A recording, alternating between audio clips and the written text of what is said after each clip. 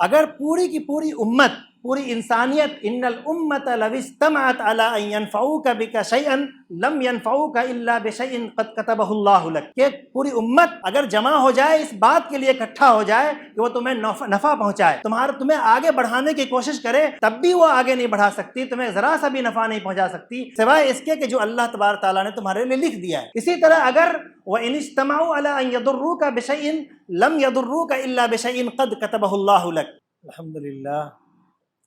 الحمد للہ رب العالمین والصلاة علی رسولہ النبی الکریم، اما بعد، اعوذ باللہ من الشیطان الرجیم، بسم اللہ الرحمن الرحیم۔ قد كانت لکم اسوۃ فی ابراہیم والذین معہ، صدق اللہ مولانا العظیم۔ معزز ناظرین و سامعین، ابھی کچھ دنوں پہلے ہم نے ایک عظیم قربانی اور عظیم نبی کی سنت اور عظیم نبی کے طریقے کو ہم نے اختیار کیا اور وہ اس میں خوشی منائی، اس میں قربانیاں دی، اور عید الاضحیٰ کے موقع سے، اس کی مناسبت سے جو بھی اللہ نے ہمیں توفیق دی، اللہ کو یاد کیا اور اپنے اندر کچھ تبدیلیاں کرنے کی کوشش کی، عہد کیا۔ اللہ تعالیٰ سے دعا ہے کہ اللہ تعالیٰ ہم سب کے ان اعمال کو قبول فرمائے۔ معزز سامعین کرام، آپ کو معلوم ہے کہ یہ جو قربانی تھی، یہ جو عید الاضحیٰ ہم نے منائی، یہ عظیم پیغمبر حضرت ابراہیم علیہ السلام کی یاد میں منائی تھی۔ یہ تو ہم نے کر لیا، قربانی دے لی۔ عید الاضحیٰ کی جو بھی اللہ تعالیٰ کی طرف سے توفیق عنایت تھی، وہ عبادات، وہ اس کا اہتمام ہم نے کر لیا، لیکن آخر ابراہیم علیہ السلام کی زندگی میں ہمارے لیے کرنے کا کیا نمونہ ہے، ہمارے لیے کرنے کا کیا کام ہے۔ قرآن مجید کی اس آیت میں جو ابھی تلاوت کی گئی، اس میں کہا گیا کہ پوری زندگی ابراہیم علیہ السلام کا نمونہ ہی ہے، تو ظاہر ہے کہ اب اس نمونے کو ہمیں اپنانا ہے۔ وہ جو قربانی، وہ جو عید الاضحیٰ کا جو اہتمام کرایا جاتا ہے مسلمانوں سے، اس کا بھی مقصد یہ ہے کہ ابراہیم علیہ السلام کے جو نمونے والی زندگی ہے، ابراہیمی نمونہ، اس کو ہم یاد کریں، اس کو اپنی زندگی میں ڈھالیں، اور ان کی زندگی میں کیا خاص بات تھی جس کی بنیاد پر ان کو ماڈل اور نمونہ بنایا گیا، ان کو ہم اپنی زندگی میں اپنانے کی کوشش کریں۔ اسی کے لیے یہ یاد دہانی کرائی جاتی ہے، لیکن ان کی زندگی میں سے کچھ خاص باتیں ہم اپنے لیے بھی چن سکتے ہیں اور ان کو اختیار کر سکتے ہیں۔ ابراہیم علیہ السلام کی زندگی میں جو سب سے نمایاں پہلو نظر آتا ہے، وہ ہے آپ کا ایمان۔ آپ کو معلوم ہونا چاہیے کہ ابراہیم علیہ السلام جس گھرانے میں انہوں نے آنکھ کھولی، وہ بت گر ہی نہیں، بت ساز بھی تھا، اور بت پرستی ہی نہیں بلکہ بت پرستش کی وہاں امامت کی جاتی تھی، وہاں سے ان کو پورا پیغام دیا جاتا تھا، وہاں اس کی سربراہی کی جاتی تھی۔ اس گھر میں ابراہیم علیہ السلام نے آنکھ کھولی تو انہوں نے اللہ تبارک و تعالیٰ کی توفیق سے اور تمام عقلی دلائل اور عقلی استدلال کے ساتھ، اور پھر کائنات کے اندر موجود، کائنات میں پھیلے دلائل اور اللہ تبارک و تعالیٰ کے نشانیوں کے ذریعے سے انہوں نے ایمان کو حاصل کیا، ایمان میں مضبوطی کی، اللہ تبارک و تعالیٰ کی معرفت حاصل کی، اور وہ ایمان انہوں نے حاصل کر لیا کہ اب ایسا ایمان کہ ان کے رگو گوشے میں یہ بات نقش کر جائے کہ اللہ تبارک و تعالیٰ کی مرضی کے خلاف کائنات کے اندر ایک ذرہ بھی حرکت نہیں کر سکتا ہے۔ یہ ایسا ایمان ان کے اندر پیدا ہوا، اور یہی ایمان تھا کہ انہوں نے، وہ حالات بالکل مخالف تھے، لیکن اس مخالف حالات میں بھی حضرت ابراہیم علیہ السلام نے اس کے خلاف ایک نئی دعوت، نیا پیغام لوگوں کو سنایا، ایمان کا پیغام، توحید کا پیغام۔ تو وہ ایمان، حضرت ابراہیم علیہ السلام کے ایمان کے بہت سی مثالیں قرآن مجید میں پیش کی گئی ہیں، اور پچھلے موقع سے اس کا تذکرہ بھی ہوا ہے۔ تو وہ ایمان ابراہیم علیہ السلام کا تھا۔ اسی ایمان کی یاد دہانی کے لیے یہ مواقع پیدا کیے جاتے ہیں، یہ عید الاضحیٰ کا موقع آتا ہے۔ اللہ کے رسول صلی اللہ علیہ وسلم نے جو لوگوں کو تنبیہ کی کہ ایسا ہی ایمان پیدا کرنا ہے، حضرت ابن عباس رضی اللہ تعالیٰ عنہ سے آپ نے فرمایا ایک مرتبہ کہ یا غلام اعلمک کلمات، احفظ اللہ یحفظک، کہ میں تمہیں چند باتیں سکھاتا ہوں۔ سب سے پہلی بات تو اللہ تبارک و تعالیٰ کے حدود، ان کے حقوق اور اللہ تبارک و تعالیٰ کے مطالبات کی حفاظت کرو، وہ تمہاری حفاظت کرے گا۔ احفظ اللہ تجدہ تجاہک، تم اللہ تبارک و تعالیٰ کی حفاظت کرو تو تم اللہ تبارک و تعالیٰ کو ہمیشہ اپنے سامنے پاؤ گے، وہ تمہارے سامنے نظر آئے۔ اسی طرح آپ نے پھر اسی روایت میں فرمایا کہ مزید فرمایا کہ وَإِذَا سَأَلْتَ فَاسْأَلِ اللَّهَ وَإِذَا اسْتَعَنْتَ فَاسْتَعِذْ بِاللَّهِ، کہ جب بھی تمہیں کسی چیز کا تقاضا ہو، مطالبہ ہو، تو تم اللہ سے مانگو، اور اگر کسی بھی پہلو سے تمہیں استعانت کی ضرورت پڑے تو تم اللہ سے مدد مانگو، اسی سے لو لگاؤ۔ اس کے بعد آپ نے مزید وضاحت کرتے ہوئے فرمایا کہ اتنا ہی نہیں بلکہ اگر پوری کی پوری امت، پوری انسانیت، ان الامت لو اجتمعت علی ان ينفعوک بک شیئا لم ينفعوک الا بشیء قد کتبہ اللہ لک، کہ پوری امت اگر جمع ہو جائے اس بات کے لیے اکٹھا ہو جائے کہ وہ تمہیں نفع پہنچائے، تمہیں آگے بڑھانے کی کوشش کرے، تب بھی وہ آگے نہیں بڑھا سکتی، تمہیں ذرا سا بھی نفع نہیں پہنچا سکتی سوائے اس کے کہ جو اللہ تبارک تعالیٰ نے تمہارے لیے لکھ دیا ہے۔ اسی طرح اگر وَإِنِ اجْتَمَعُوا عَلَىٰ أَن يَضُرُّوكَ بِشَيْءٍ لَمْ يَضُرُّوكَ إِلَّا بِشَيْءٍ قَدْ كَتَبَهُ اللَّهُ لَكَ، کہ اسی طرح اگر وہ تمہیں نقصان پہنچانے کے لیے بھی اکٹھا ہو جائیں تو تمہیں ذرا سا بھی نقصان نہیں پہنچا سکتے مگر وہی اتنا ہی نقصان جو اللہ نے تمہیں لکھ دیا ہے تمہارے۔ تو اس میں ایمان کی وہ بات کہی گئی کہ ایسا ایمان کہ اگر کسی بھی طرح سے اللہ تبارک و تعالیٰ کے بارے میں یہ تصور ذہن و دماغ میں نقش کر جائے کہ کہیں بھی نفع منفعت کا کوئی بھی موقع کسی اور کے ہاتھ میں نہیں ہے، ضر نقصان پہنچانے کی صلاحیت کسی چیز میں نہیں ہے جب تک کہ اللہ تبارک و تعالیٰ کا فیصلہ نہ ہو جائے۔ یہ ایمان ابراہیم علیہ السلام کو حاصل تھا، چنانچہ انہوں نے اس انگارے کی موجودگی میں انہوں نے دشمن کی یلغار تھی، ہر طرف دشمن کی گھیرا بندی تھی، لیکن وہاں پر آپ نے توحید کا پیغام سنایا، اگرچہ مخالفت بھی ہوئی، آپ کے لیے سزائیں بھی تجویز کی گئی، لیکن آپ نے سنایا۔ یہ ابراہیم علیہ السلام کی زندگی سے ہمیں ملتا ہے۔ لیکن ظاہر ہے کہ جب ایسا ایمان کسی کے اندر ہو جائے تو پھر اسے خدا کے احکامات، خدا کے حدود، خدا کے حقوق یہ ان کو سامنے نظر آنے لگتے ہیں، تو وہ پھر اس کے لیے آزمائش کا دور بھی شروع ہو جاتا ہے۔ یا ایسا ایمان آزمائش لاتا ہی ہے۔ ایمان اور ایسے ایمان اور آزمائش میں لازم و ملزوم کا تعلق ہے، یعنی اگر ایسا ایمان ہو کہ وہ اللہ تبارک و تعالیٰ کی مرضیات کے خلاف کسی بھی چیز کو برداشت ہی نہیں کر سکتا ہے، اللہ تبارک و تعالیٰ کی مخالفت کہیں بھی ہو وہ ایک ذرہ برابر بھی وہ برداشت نہیں کرتا، چاہے اس کے لیے کتنا بھی نقصان اٹھانا پڑ جائے، لیکن وہ خاموش نہیں رہ سکتا، تو ظاہر سی بات ہے کہ آزمائش شروع ہوگی۔ ابراہیم علیہ السلام کی زندگی میں یہ ایمان ان کے لیے آزمائش کا سبب بنا اور ان کو بہت ساری آزمائشوں سے دوچار ہونا پڑا۔ مسلمانوں کو بھی یہ آزمائش آتی ہیں، اگر ایسا ایمان ہم پیدا کریں گے تو ہمارے لیے آزمائش آئے گی۔ تو ابراہیم علیہ السلام کو وہ آزمائش ہوئی، ہم جانتے ہیں۔ پھر آزمائش کے بعد آزمائش کا جو طریقہ ہوتا ہے وہ شروع میں وہ بہت سخت ہوتی ہے، پھر وہ آگے بڑھتی ہے اور مضبوط ہوتی ہے، اس کے بعد اس کا انجام بڑا خوبصورت ہوتا ہے۔ کسی بھی آزمائش کا شروعاتی دور میں وہ آزمائش بہت مشکل ہوتی ہے، بہت سخت ہوتی ہے، آگے چل کر کے وہ اور بڑھتی جاتی ہے، لیکن اس کا نتیجہ اور اس کا انجام بڑا خوبصورت ہوتا ہے۔ ابراہیم علیہ السلام متعدد قسم کی آزمائشوں میں مبتلا کیے گئے، اور خود اللہ تبارک و تعالیٰ نے فرمایا کہ وَإِذِ ابْتَلَىٰ إِبْرَاهِيمَ رَبُّهُ بِكَلِمَاتٍ فَأَتَمَّهُنَّ، لیکن انہوں نے ان آزمائشوں کو پورا کیا تو ان آزمائشوں کا جو انجام ہوتا ہے وہ بڑا خوبصورت ہے۔ فرمایا گیا کہ انی جاعلک للناس اماما، یعنی اس آزمائش کی تکمیل کے نتیجے میں ابراہیم علیہ السلام کو پوری انسانیت کے لیے یہ امامت ان کے حوالے کی گئی۔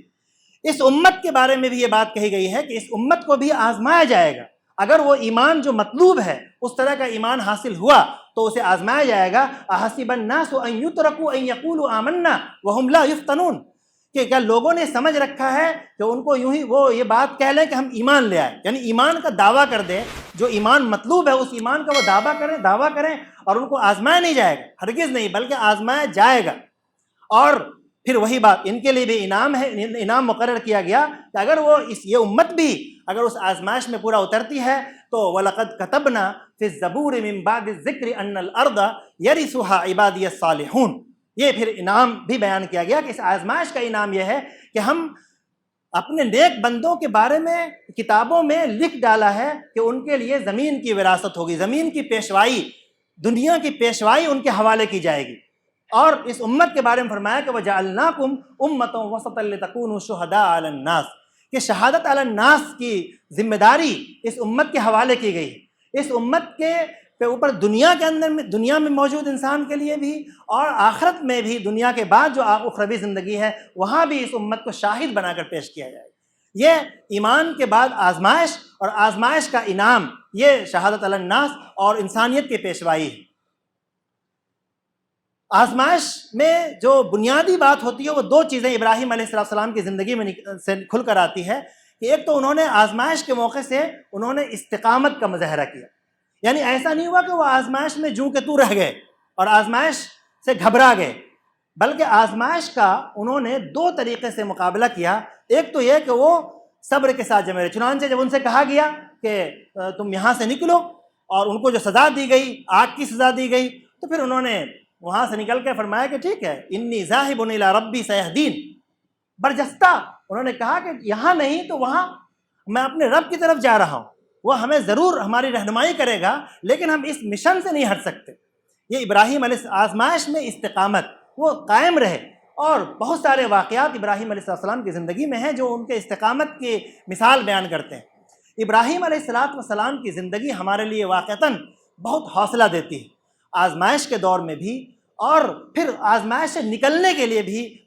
بڑی ہمت اور جرأت دیتی ہے۔ اس لیے ابراہیم علیہ السلام کی زندگی کو ہمیں اس پہلو سے دیکھنا چاہیے۔ صرف ابراہیم علیہ السلام کی زندگی کو قربانی کے لحاظ سے نہیں دیکھنا ہے کہ انہوں نے قربانی کی اور ہم بھی کر رہے ہیں، بلکہ ان کی زندگی ہمارے لیے ہر طرح سے حوصلہ کن ہے، حوصلہ دیتی ہے، ہمت دیتی ہے، جرأت دیتی ہے۔ اس کے بعد ابراہیم علیہ السلام کی زندگی کا جو اور اہم حصہ جو کھل کر سامنے آتا ہے ان کے مطالعے سے، تو یہ آتا ہے کہ انہوں نے استقامت میں اس حد تک اپنے آپ کو رکھا کہ وہ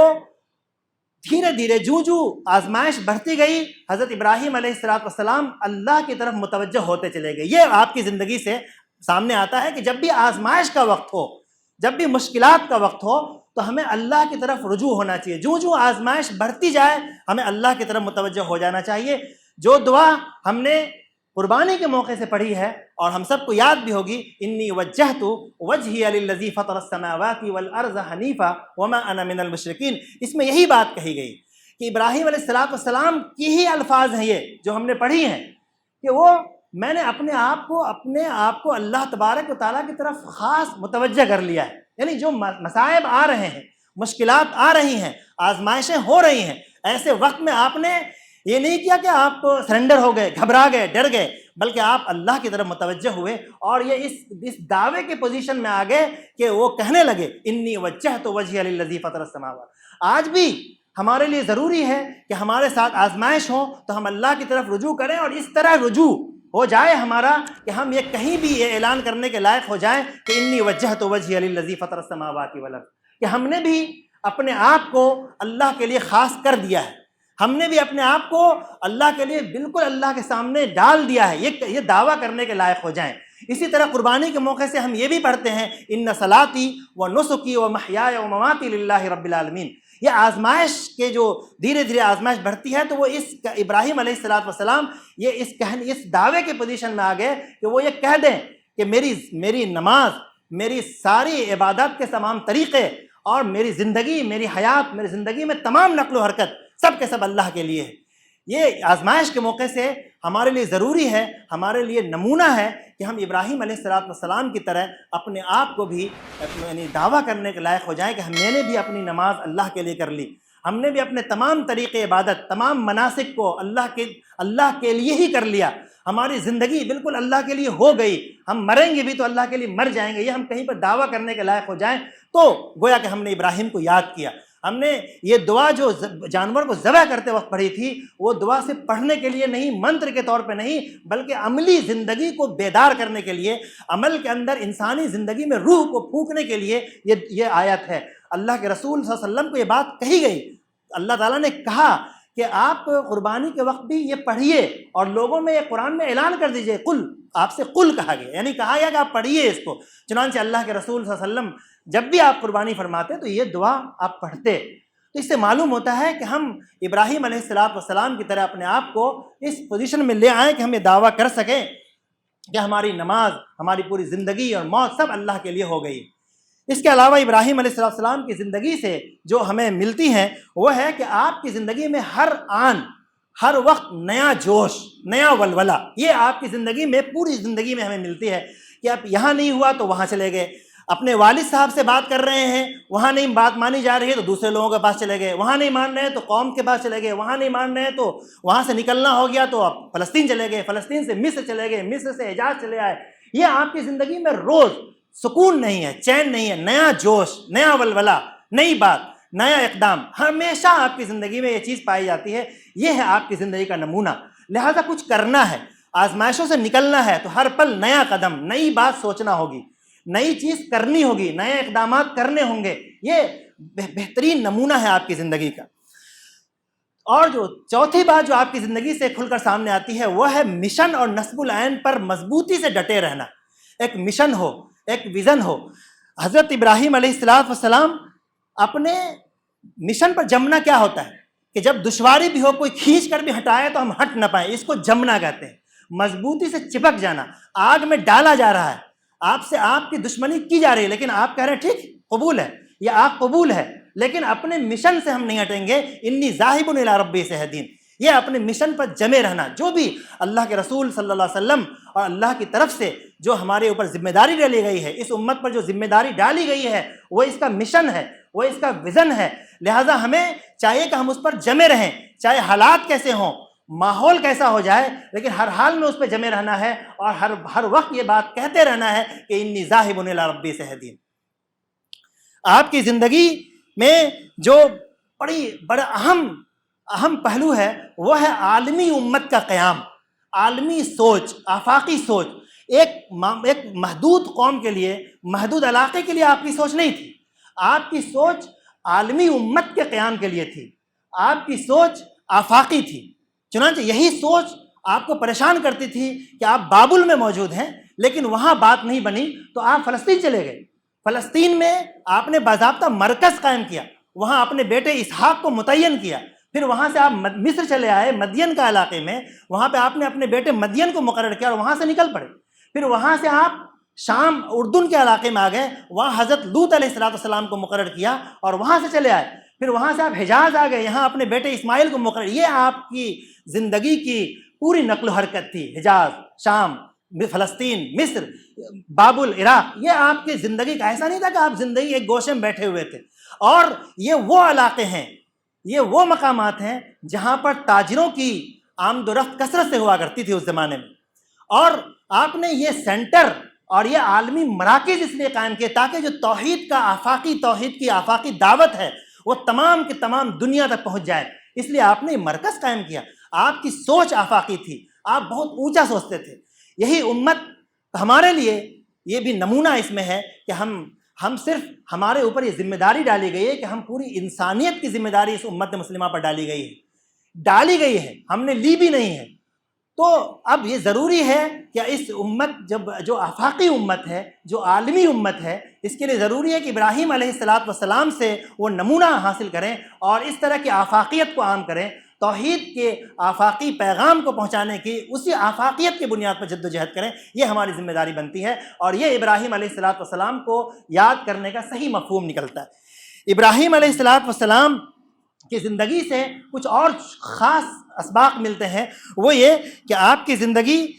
میں آپ نے اپنی اولاد کو اس کے لیے بطور خاص استعمال کیا، بالکل اپنی طرح تربیت کی۔ جس طرح آپ تھے اس طرح آپ نے ان کے اندر وہ جذبات پیدا کیے۔ ابراہیم علیہ السلام اگر آگ میں کودنے کی پوزیشن میں تھے اللہ تبارک و تعالیٰ پر ایمان اور یقین کی بنیاد پر، تو ان کے بیٹے اس کہنے کے پوزیشن میں تھے کہ یا ابت افعل ما تؤمر ستجدنی انشاءاللہ من الصابرین، مجھے ذبح کر دیجیے۔ یعنی ذبح ہونے کے لیے بھی اللہ کے لیے تیار، اس پوزیشن میں آپ کے ہوتے۔ گویا کہ آپ نے جو اپنی اولاد کی تربیت کی، وہ بہترین نمونہ ہے، اس میں ملتی ہے کہ اولاد کی تربیت ابراہیم کی طرح ہونی چاہیے۔ جس طرح ابراہیم علیہ السلام اللہ تبارک و تعالیٰ کے لیے بالکل یکسو ہو گئے تھے، انہوں نے اللہ تبارک و تعالیٰ کی تمام نعمتوں کو اسی کے مطالبے کے مطابق، تقاضے کے مطابق ان کی قدردانی کی، ٹھیک آپ نے اپنے اولاد کو بھی اسی طرح سے آپ نے ان کی تربیت کی اور اسی طرح آپ نے اپنے اولاد کو آگے بڑھایا۔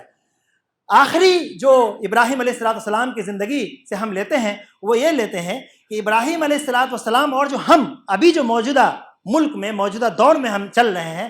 تو ذرا کچھ چیزوں میں مماثلت پائی جاتی ہے۔ مثال کے طور پہ ابراہیم علیہ السلام کی جس قوم میں خاص طور پہ جس قوم میں وہ ابتدائی دور میں تھے، آپ کی پیدائش ہوئی، تو وہاں کی قوم بت پرستی میں وہ مختلف طرح کی چیزوں کی پرستش کرتی تھی، آگ کی بھی، لیل و نہار کی بھی، ستاروں کی بھی، شمس و قمر کی بھی، اس طرح کی پرستش کرتی تھی۔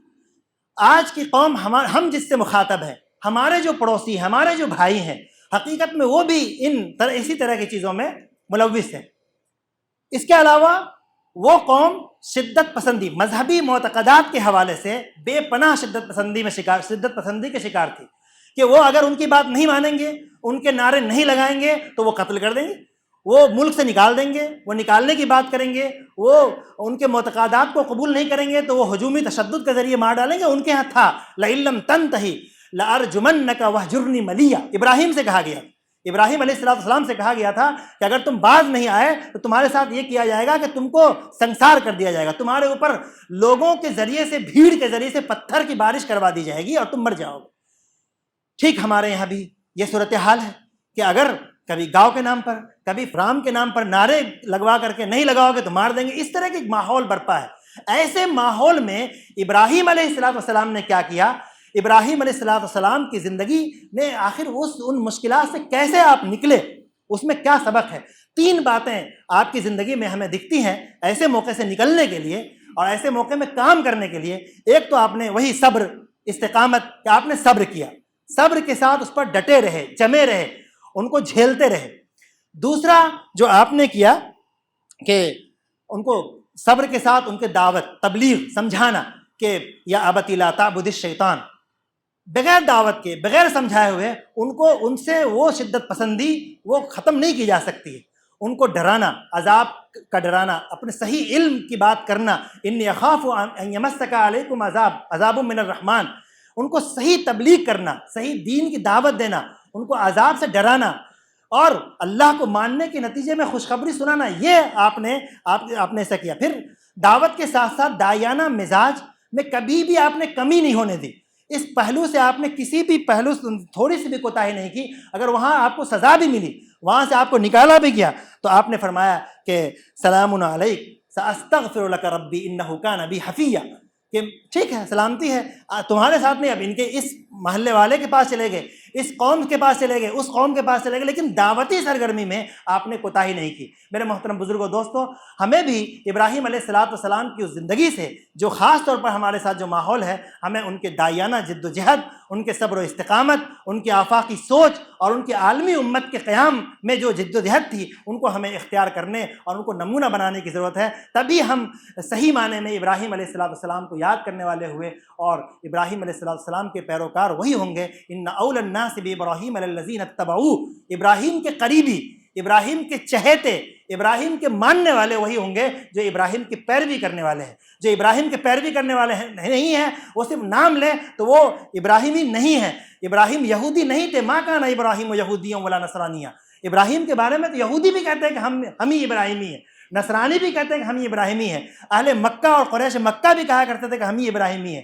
لیکن حقیقت میں ابراہیمی وہ ہے جو ابراہیم کے پیروکار ہیں، ابراہیم کی زندگی سے نمونہ لینے والے ہیں۔ اللہ تعالیٰ سے دعا ہے کہ اللہ تعالیٰ ہمیں ابراہیمی ماڈل، ابراہیمی نمونہ اپنے دل و دماغ میں بٹھانے اور ان کو اختیار کرنے کی توفیق عطا فرمائے۔ ربنا تقبل منا انک انت السمیع العلیم، بارک اللہ لنا ولکم فی القرآن العظیم ونفعنا وإیاکم بالآیات والذکر الحکیم، انہ تعالی جواد کریم ملک بر الرؤوف۔